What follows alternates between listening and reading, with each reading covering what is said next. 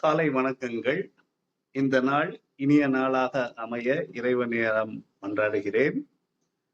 ஒருவருடைய வாழ்க்கையிலே கர்த்தருடைய கிருபையும், தயவும், இரக்கமும் இருக்குமேயானால், அவருடைய வாழ்க்கையிலே சிறந்த முன்னேற்றங்கள் காணப்படும்.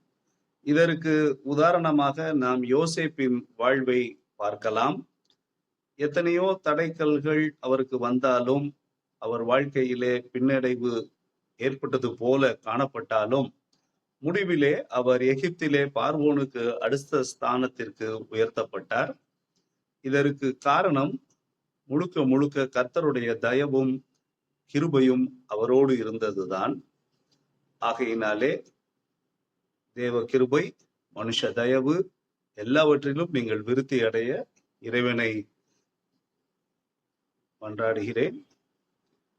ஆங்கில எண்ணம் வடிவம் திருமதி அன்னா ரஞ்சித். கர்த்தர் உங்களை ஆசீர்வதிப்பாராக.